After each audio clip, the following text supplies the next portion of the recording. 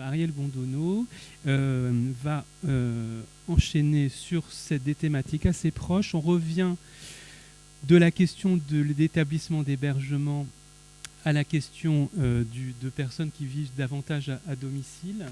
On salue le professeur Joël Ménard très amicalement. Ariel Gondonneau, elle a été pilote Maya. Et l'an dernier, elle s'est engagée dans une démarche de recherche en sociologie à l'Université de Lille avec le professeur Vincent Karadec.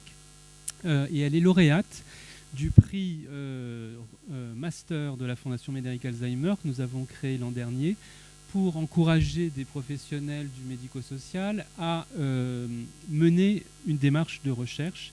Et donc je remercie Ariel qui n'a pas eu l'habitude de mettre Pitcho des communications orales, dont c'est une des premières, et donc on encourage vivement et amicalement à nous présenter son travail.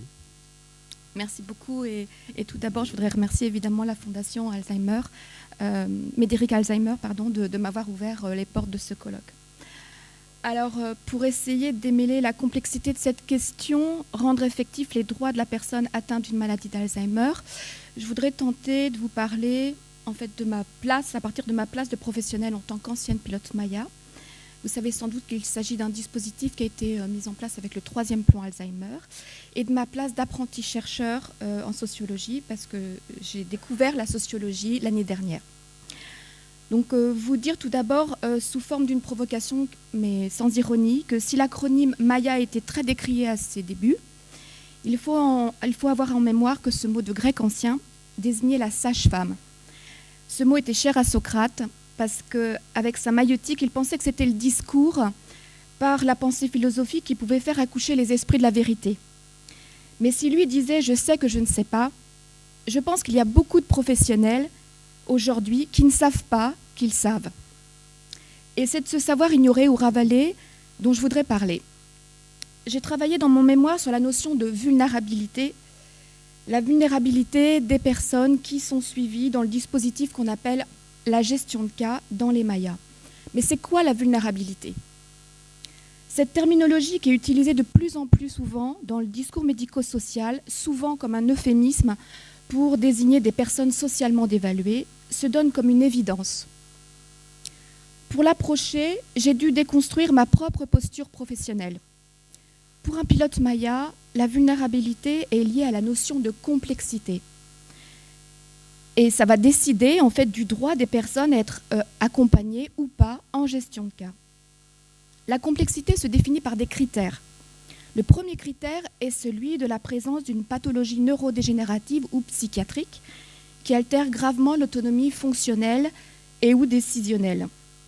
Mais à cela se surajoutent des problématiques sociales lourdes qui représentent un frein à l'accès aux soins et aux aides, comme l'isolement, la précarité, l'insalubrité, les addictions, etc. Ou l'absence et l'insuffisance des aides. Mais c'est une vision sanitaire qui fait des réalités sociales un épiphénomène qui est peut-être symptomatique de ce que certains sociologues analysent comme une tendance à la médicalisation des phénomènes sociaux, qui est complexe. Les personnes, ces cas, entre guillemets, comme le laisse supposer cette métonymie qui n'est pas sans stigmatisation sociale par sa réification, ou est-ce notre système sanitaire et social qui, par sa complexité, n'est pas en mesure de faire cas de ces personnes ? Au travers des entretiens que j'ai réalisés à domicile auprès d'une dizaine de personnes accompagnées par la Maya de Seine-Saint-Denis, l'enquête que j'ai menée a montré que la vulnérabilité résulte d'une trajectoire. Ce n'est pas un attribut dont seraient affublés certains individus, ce n'est pas une complication qui survient avec la maladie, on n'est pas vulnérable en soi, on le devient. Et on a plus ou moins des capitaux, entre guillemets, comme dirait Bourdieu, pour l'affronter. Je me suis appuyée, pour ma part, sur la définition de la vulnérabilité que donne le sociologue Robert Castel. C'est une zone de turbulence où se trouvent ceux qui ont peine à s'accrocher dans le monde du travail, à la société, à la fois par une intégration dans le monde du travail et par une insertion dans une protection rapprochée que représente la famille, les amis, le quartier. Cette fragilité les menace de désaffiliation, de décrochage, de rupture des liens sociaux.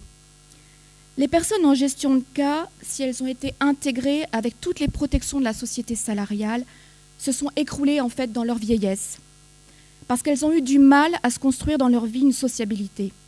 Ce sont souvent des personnes qui n'ont pas d'aidants ou des aidants avec lesquels elles sont en conflit. Et leur vulnérabilité est surtout relationnelle, et même plus loin, elle apparaît dans la relation à l'autre, notamment avec les professionnels. Mais si elles souffrent de désocialisation, cette peur panique de la mort sociale est rarement entendue. On sait en effet diagnostiquer une pathologie. On sait agir pour l'accès aux droits, aux soins et aux aides. Mais sait-on reconnaître en tant que maladie la mort sociale, le fait de ne plus exister pour les autres et dans la société? Quand l'idéologie dominante d'une société qui survalorise l'autonomie, la responsabilité individuelle, l'indépendance vous désigne comme cas, vous perdez le statut de sujet. Vous devenez un objet géré par les autres, et ce sentiment de disqualification sociale est très sensible chez les personnes que j'ai rencontrées. Dans la relation d'aide, il y a de mon point de vue comme un malentendu aujourd'hui. Pour les professionnels, il y a l'injonction impérieuse de mettre en place des droits pour l'accès aux soins et aux aides. La relation avec les personnes est avant tout une stratégie pour y arriver. Ils se doivent d'obéir à la règle de distanciation et de neutralité professionnelle en ravalant des émotions qui ne leur sont pas autorisées, un travail émotionnel qu'a défini Hochschild, auquel ils s'astreignent mais qui leur est peu reconnu. Pour les personnes vulnérables, c'est au contraire la relation avec les professionnels, avec la personne qu'est le professionnel, qui importe plus que l'aide et le soin qu'elles refusent souvent, comme une infamie sociale. Ce qui se joue pour elles, c'est un enjeu que je qualifie de réaffiliation. Une nouvelle tentative pour vivre des rapports sociaux différents. Elles sont en attente, au-delà de tout le mépris social subi dans leur vie, du droit à une certaine reconnaissance au sens d'Axel Honneth. Or, les gestionnaires de cas, contraints à ce qu'on appelle le présentisme, c'est-à-dire un rôle de veille sociale et sanitaire, savent bien souvent que cette demande affective et sociale est un besoin majeur, mais il n'a pas sa place dans les évaluations. Ce n'est pas identifié comme un droit. S'agissant de notre sujet, je dirais que la relation d'aide met à l'épreuve la réalité des droits de l'homme énoncée par la déclaration de 1789, mais surtout de 1948, qui a introduit le devoir des citoyens d'agir les uns envers les autres dans un esprit de fraternité. Liberté parce que les personnes vulnérables ont le droit d'accepter ou de refuser non pas tant les aides et les soins que la manière dont ils sont prodigués. Notre société qui érige la propriété individuelle comme droit fondamental doit garder à l'esprit que toute personne, si démunie de bien soit-elle, a toujours la propriété de soi, qui passe par la propriété de son corps. Et elle doit être protégée parce que la propriété sociale, c'est un concept de Robert Castel, celle qui est tant menacée aujourd'hui parce que nous faisons tous corps dans notre société. Égalité, parce que les professionnels savent bien que la relation d'aide, par son asymétrie, est une relation de pouvoir. Elle est par essence inégalitaire. Les professionnels savent combien il est difficile d'utiliser son pouvoir pour en donner à ceux qui n'en ont pas, surtout dans un système sanitaire et social infiniment complexe par les jeux de pouvoir institutionnels et sa technocratisation. Si les citoyens naissent égaux en droit, c'est ce que dit la déclaration, ils ne sont pas égaux dans les faits. Pour qu'ils le deviennent, cela suppose une volonté et une responsabilité qui incombent aux professionnels et à leurs employeurs.